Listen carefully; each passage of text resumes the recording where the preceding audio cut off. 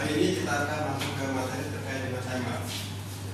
Jadi sebelum kita masuk ke timer, lalu kita sudah membahas terkait dengan basic programming untuk PLC. Mulai dari kita mengendalikan bit, ya, dan kita kendali menggunakan fungsi holding, baik itu set, reset, maupun keep, atau holding yang kita bangun dari rangkaian header biasa. Kemudian hari ini kita akan masuk ke timer. Untuk kenal dulu, ada yang tanyakan?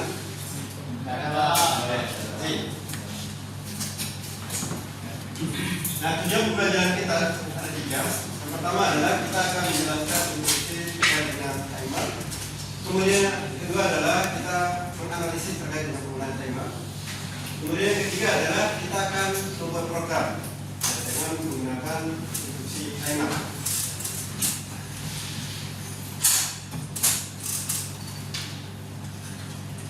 Kita akan masuk ke tahap yang pertama adalah pengenalan tentang timer. Sebenarnya penggunaan timer kita sudah mempelajari atau menggunakan secara langsung itu di pertemuan kedua. Tetapi pada pertemuan kedua itu timer yang kita gunakan adalah timer yang bersifat hardware. Ya. Sementara pada kesempatan hari ini kita akan mempelajari timer dengan metode menggunakan software, ya, khususnya di PLC. Nah, ini ada ruang itu dari penggunaan fungsi timer. Itu nanti kita bisa belajar dengan software simulasi, kemudian time delay-nya atau pengaturan waktunya, kemudian ada proses kontrol, lalu ada automate action.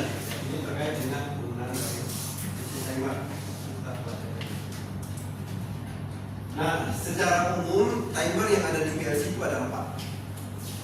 Yang pertama adalah on delay, yang kedua off delay, yang ketiga preventive, dan yang keempat adalah push timer.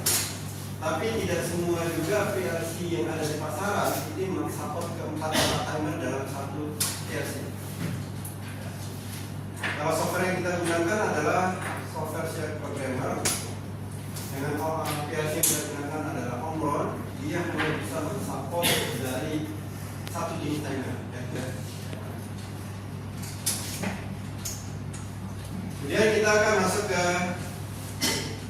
jenis yang pertama, yaitu on delay. Namanya on delay secara sederhana dia akan menunda waktu on. Proses siklusnya bisa kita lihat secara sederhana seperti ini. Ini adalah 4 siklus untuk mengaktifkan on delay. Pertama, kita memastikan kondisi inputnya harus true atau harus di-on-kan. Setelah kita on-kan, maka terjadi proses timernya berjalan.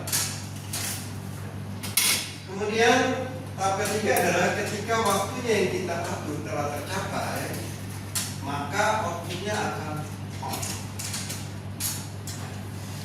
Dan untuk mematikan, maka inputnya kita off-kan kembali. Nah, ini adalah 4 siklus dari timer on delay. Siklus ini kita kaitkan dengan timing diagram chartnya. Ini adalah timing diagram chart dari timer on delay. Anda lihat di sini, ini adalah contoh program yang kita gunakan untuk mengendalikan timer dengan program header di PLC. Kemudian ini adalah kondisi input, ini adalah waktu time-nya, kemudian yang di bawah adalah waktu untuk outputnya, kapan dia aktif dan kapan dia tidak. Ketika inputnya kita on-kan, si timingnya ini mulai menghitung. Lalu untuk outputnya menunggu dulu. Dan ketika waktunya tercapai sesuai dengan waktu yang kita tetapkan, maka outputnya akan on. Dan dia akan tetap on selama inputnya dalam kondisi on. Dan dia akan off apabila inputnya kita up. Atau jalur di sini ada yang terputus. Atau secara sederhana kita off-kan, maka si timer otomatis akan. Ada pertanyaan tadi? Ada Pak? Ya, masih ya, ini masih basic. Ya, tidak ada yang. Baik, ini adalah contoh penggunaan timer. Di dalam penggunaan timer ada beberapa parameter yang harus diperhatikan. Yang pertama adalah identitas timer atau addressing atau pengalamatan. Nah, ini harus kita identifikasi alamatnya. Ya. Contoh di sini untuk diagram ini kita gunakan T4. Ya. T4 adalah timer, kemudian 0 adalah addressnya, T4.0.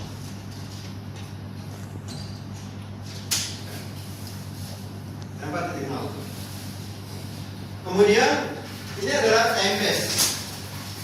Time base adalah waktu atau satuan waktu digunakan. Faktor pengalihan. Ini adalah faktor pengalihan 1 detik. Kemudian di sini adalah preset. Preset adalah waktu yang kita setting. Misalkan 10, nanti faktor pengalihan 1 adalah 10 detik. Kemudian dia adalah accumulate ketika timing yang kita on kan, maka si waktunya akan begitu. Nah, ini tergantung dari jenis QS yang kita gunakan. Apakah dia menghitung naik, apakah dia menghitung turun. Untuk produk Omron adalah timernya countdown dari atas turun ke bawah. Ya, ketika sudah mencapai nilai 0, maka outputnya akan. Nah, kalau Anda lihat sekilas terkait dengan programming di sini, untuk tipe on delay, maka kode yang kita gunakan adalah DST. Sementara kode STT ini adalah full jenis timer yang keempat, yaitu full timer. Jadi fokus kita mungkin di sini adalah kita gunakan ini, tetapi timer yang ada di PLC jenis ini dia bisa meng-cover ada 4 output kondisi. Ada enable, ada TT, dan ada.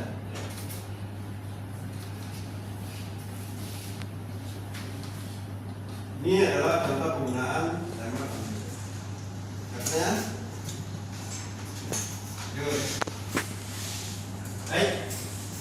Selanjutnya adalah jenis timer yang kedua, yaitu off delay. Perbedaan antara delay on dan delay off, kalau dari namanya saja sudah berbeda. Delay on berarti dia menunda waktu on. Delay off berarti dia menunda waktunya off. Output siapa? Outputnya off-nya si output. Untuk delay off kita bisa lihat dari sekuensinya atau urutannya. Bagaimana si timer itu akan diaktifkan. Pertama adalah kita mengaktifkan inputnya terlebih dahulu. Ketika inputnya kita on kan, maka otomatis outputnya akan langsung on. Selanjutnya adalah ketika inputnya false kita matikan, maka waktu timer ini mulai menghitung dan kondisi outputnya masih on, dia belum mati. Ketika waktunya sudah tercapai, waktu yang kita setting tadi sudah tercapai, maka si outputnya akan langsung off. Karena tadi kita katakan bahwa ini fungsinya untuk menunda waktunya off. Kemudian dan ketika inputnya kita on-kan lagi, maka dia akan mereset nilai dari timer, kembalikan ke nilai awal. Nah, ini adalah siklus dari timer off delay. Berbeda dengan siklus dari timer on delay, itu ada 4 tahap. Sementara off delay ini ada lebih dari 4 tahap. Dengan tahapan. Kalau kita lihat dari pada dengan tahapan. Oke, ada pertanyaan di sini. Pak, Pak, kan dia akan menghitung ketika output dilepaskan, Pak. Ketika inputnya kita lepas. Iya, Pak. Kalau seandainya dia lagi menghitung terus kita tekan lagi, mati, apakah dia akan mereset di waktu berhitung atau dia melanjutkan lagi? Oke. Kalau misalkan input nih, kita matikan ya. Ya Pak. Kita matikan, dia menghitung. Kalau kita menghidupkan, dia akan ini kembali ke awal. Ya, jadi hitungan tadi dibatalkan. Sama seperti on delay, ketika on delay kalau kita hidupkan dia akan mulai hitung, tapi ketika kita matikan maka dia akan langsung mati. Sama juga intinya kondisi dari sini adalah dari on ke off kondisi. Kalau kita kembali lagi dia akan reset. Sama-sama. Yang lain cukup? Oke, baik. Ini adalah untuk bentuk dari timing 1. Jelas kita lihat di sini adalah ini kondisi input, di sini adalah waktu eksekusi, kemudian di sini adalah kondisi output. Ya.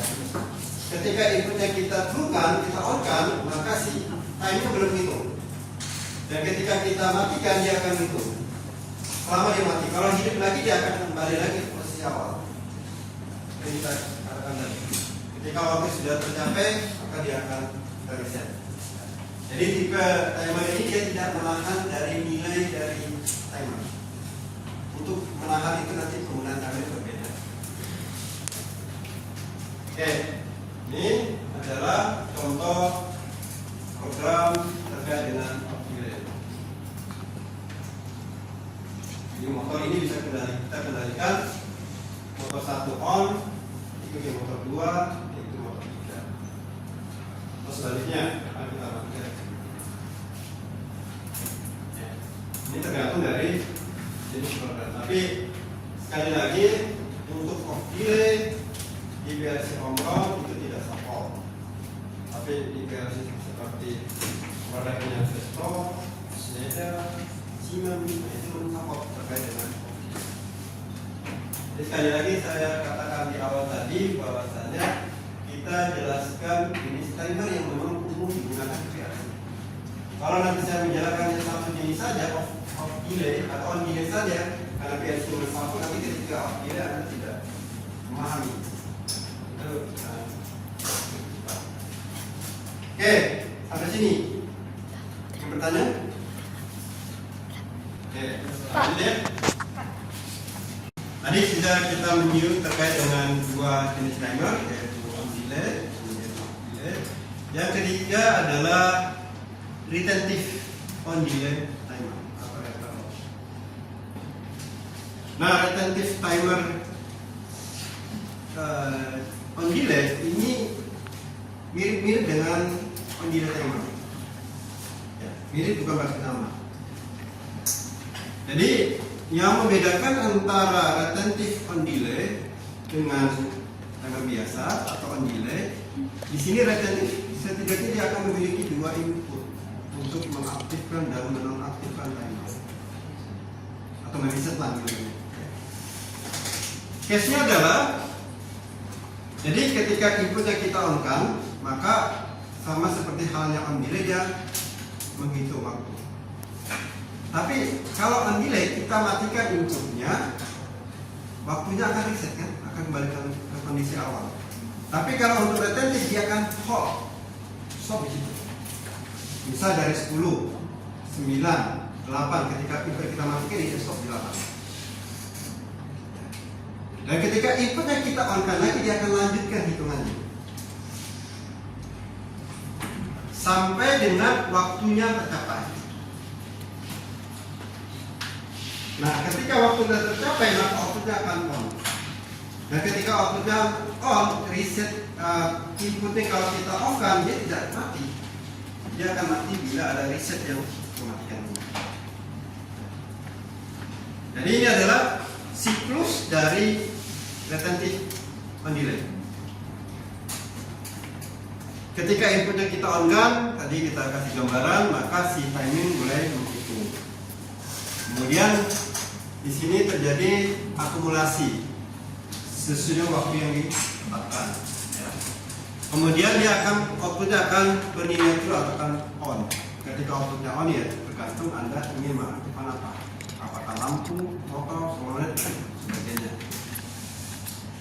Kemudian ketika inputnya kita off kan, si timer ini tetap ya, belum, nilainya itu belum kembalikan ke kondisi awal, belum kembali. Kalau kita on delay, ketika inputnya kita off kan, dia akan kembali ke nilai awal. Di retentif ini syaratnya dia harus kita aktifkan resetnya. Reset yang kita aktifkan, maka nilai timernya akan terreset kembali ke kondisi awal.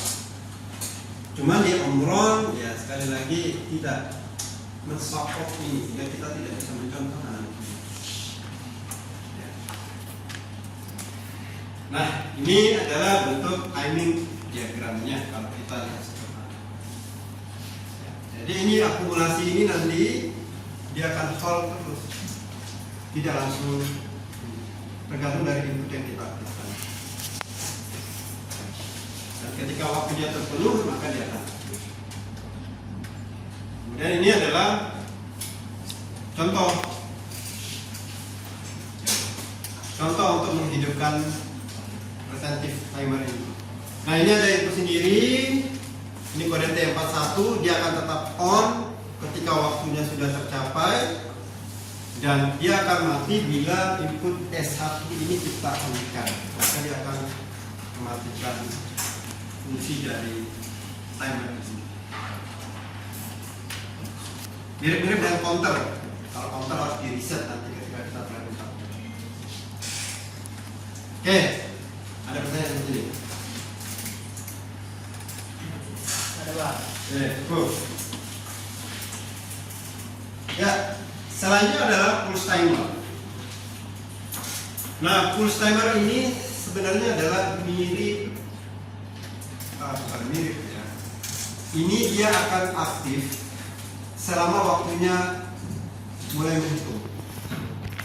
Ya, ketika inputnya misalkan kalau kita kaitkan dengan fungsi yang ada di on delay, ketika inputnya kita on kan, maka si outputnya langsung on.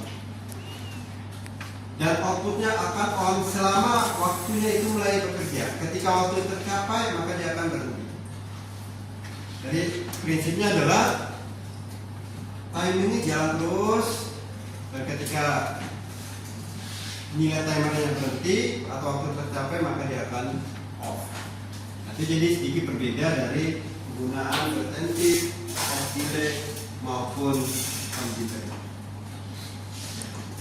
Nah, siklusnya seperti ini, kurang lebih ya siklusnya. Kondisi inputnya true, maka timing akan mulai bekerja. Ya, ketika timing bekerja, outputnya langsung hidup. Ya. Output akan bernilai false. Pertama adalah bila waktunya tercapai atau kita matikan. Ini adalah siklus dari proses. Ya.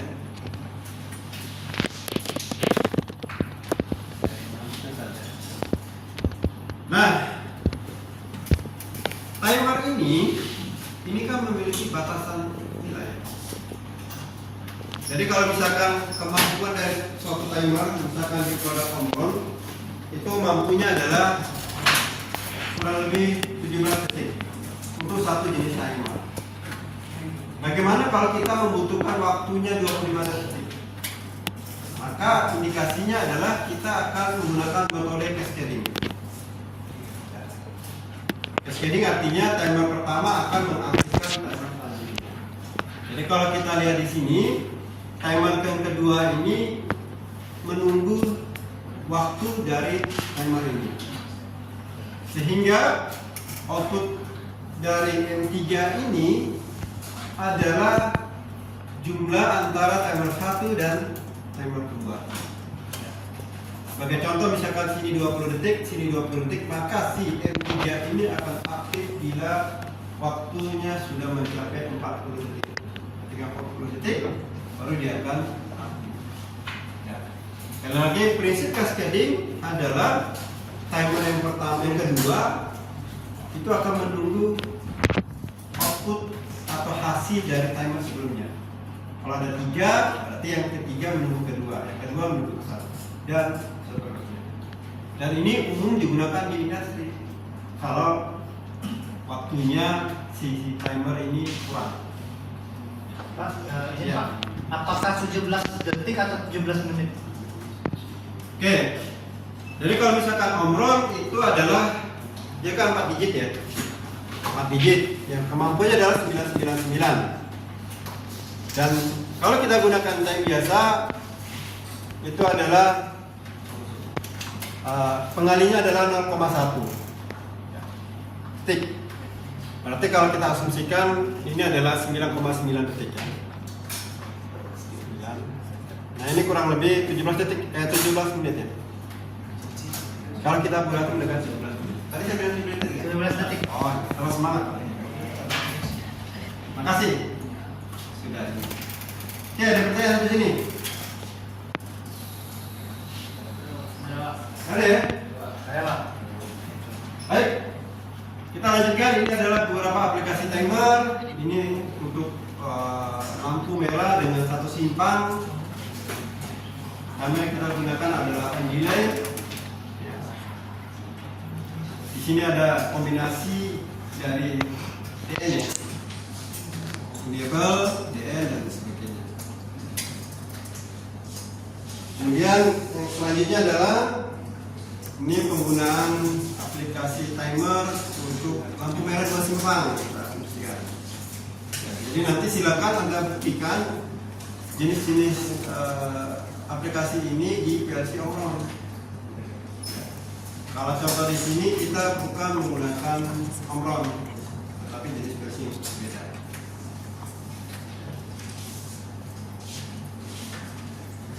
Oke. Ya. Nah kalau di industri itu banyak ya. Anda kendalikan motor, Anda kendalikan conveyor, Anda kendalikan apapun. Kalau kita sudah mengajukan ke ada waktunya, berarti kita bisa gunakan. Ini sebagai contoh yang sederhana saja yang mudah kita lihat sehari-hari. Nah, kalau Anda berangkat dari rumah menuju ke kampus dan begitu juga pulang, lagi menggunakan kendaraan ya, akan menemui lampu merah. Oke. Nah, dari sekian banyak yang kita sampaikan tadi, komponen dari suatu timer ini harus kita ingat. Ya, tadi sudah kita singgung. Kalau kita rangkumkan sekilas, di sini ada address timer, nah, alamat dari timer itu adalah nomor yang unik yang harus kita masukkan. Ya. Kemudian ada preset timer. Ya. Ini adalah terkait dengan waktu yang kita berikan. Ini tergantung dari jenis timer. Apakah dia satuannya milidetik atau detik? Ya, itu tergantung timer. Kemudian di sini yang terakhir adalah down bit. Down bit ini adalah memastikan ketika waktu yang kita setting sudah tercapai, maka si kontak dari timer atau poin dari timer akan aktif. Ini adalah komponen-komponen timer yang ada pada secara global atau secara umum.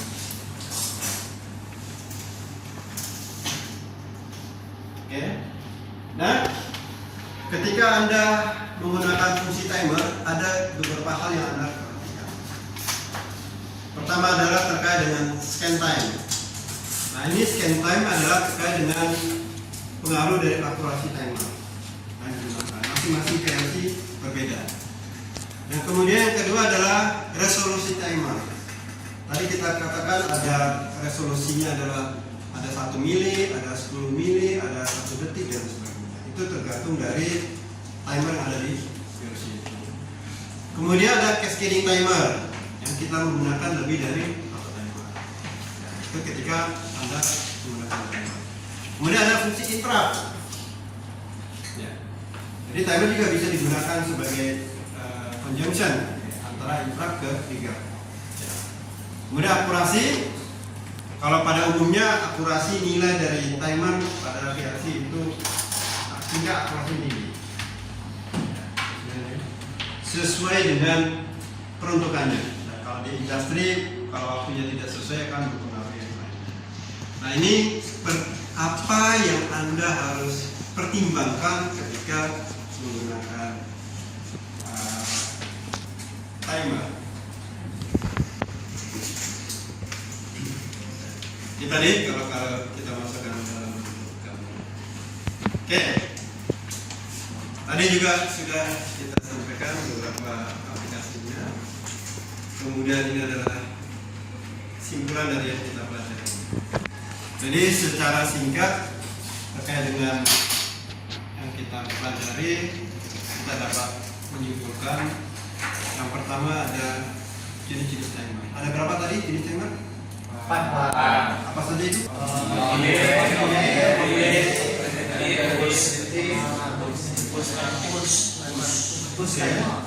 Kemudian parameter apa saja yang diperhatikan ketika Anda menggunakan timer?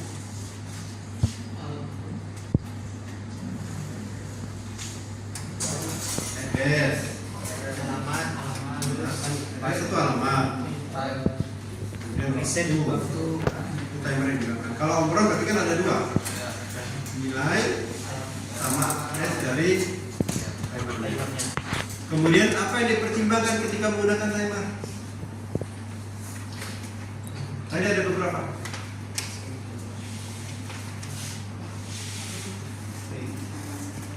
Apa? Lama waktu, Pak. Reset time. Resolusi. Yang banyak-banyak timer itu apa istilahnya? Cascading. Itu beberapa parameter. Anda pertimbangkan ketika menggunakan timer. Jadi kita tidak seolah-olah tidak bisa menggunakan timer begitu saja. Dan biasanya di industri akurasi timer ini diperhitungkan. Ya, tingkat akurasinya sangat tinggi. Kemudian yang terakhir adalah aplikasi. Secara umum aplikasi timer ini pasti banyak digunakan. Kalau di kehidupan sehari kita, ketika kita pulang pergi, berarti secara sederhana lampu traffic light. Lampu traffic light itu pada umumnya adalah menggunakan waktu. Terlepas dia menggunakan PLC atau apapun, tapi pada prinsip dia menggunakan apapun. Oke, di penghujung materi kita, supaya Anda memahami keadaan menggunakan timer, tentunya akan diberikan tugas. Tugasnya adalah Anda desainlah lampu merah simpang 4 sesuai dengan kondisi real. Ya, real di jalan raya. Studi kasus lampu merah simpang Kepri. Perhatikan gimana kondisi simpang di sana, kemudian terjemahkan mulai dari membuat timing chartnya atau timing diagramnya terkait dengan proses perputarannya. Dan perhatikan pergerakan lampu simpang mana dulu yang on, simpang mana dulu yang selanjutnya simpang apa. Nah, itu akan menjadi tugas di materi timer. Dan ini akan dipresentasikan di pekan selanjutnya. Pak. Oke, sampai sini. Ada yang tanyakan? Pak, izin Pak, Ya. tugasnya berkelompok atau mandiri, Pak? Tugasnya karena ini berkaitan dengan timer dan kita banyak, tugasnya adalah berkelompok. Dan setiap kelompok terdiri dari 2 orang. Pak. Semuanya mana? Biar ada diskusi. Oke, ada yang tanyakan lagi? Ada, Pak. Oke, dan materi ini sesuai dengan e-book yang saya share di learning plan. Ya, terkait dengan referensi supaya lebih detail. Karena materi yang kita sajikan, poin-poin yang kita ambil detail, contoh-contoh kasus ini sesuai dengan e-book yang kita. Sampai sini ada yang ingin bertanya lagi? Sebelum kita tutup. Cukup? Cukup, Pak. Baik, untuk pengantar atau teori hari ini kita cukup. Selanjutnya kita akan bertemu di sisi praktek. Saya akhiri. Assalamualaikum warahmatullahi wabarakatuh.